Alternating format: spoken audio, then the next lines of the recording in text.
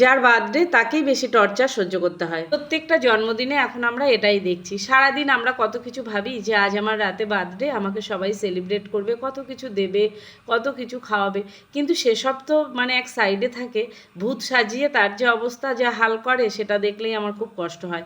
আগেকার বার্থডে ছিল অন্যরকম আর এখন হয়েছে অন্যরকম। আমি যখনই যার বার্থডেতে যাই, যখনই দেখি এই স্নো স্প্রে দেওয়ার সময় হয়ে গেছে, তখন কিন্তু আমি ঠিক সাইড কেটে যাই, কারণ এগুলো দিলে আমার খুবই কষ্ট হয়, ঠান্ডা লেগে যায়, অ্যালার্জি হয়। কিন্তু যার জন্মদিন তার তো কিছুই করার থাকে না, তাকে একদম স্টেজের সামনে নিয়ে তাকে এইভাবে স্নো স্প্রে দিয়ে ভূত সাজানো হয়। যাই হোক, এটা ছিল আমার একটা ভাগ্নের জন্মদিন, আর এই জন্মদিনে আমরা করেছিলাম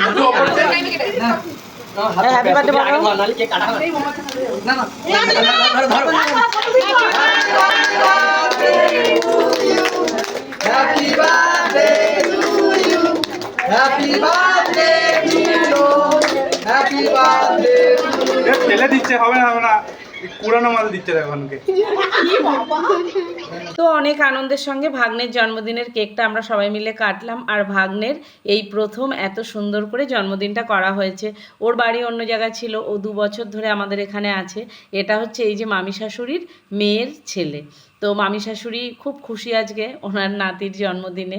আর আমিও মিলনকে একটু কেক খাইয়ে দিলাম, মিলনও আমাকে একটু কেক খাইয়ে দিল।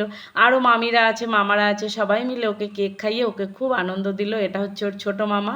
আর মিলন আজকে খুব খুশি, কারণ ও সবসময় বলতো যে আমার জন্মদিনটা কখনো মানে এই রকমভাবে সেলিব্রেট হয় না।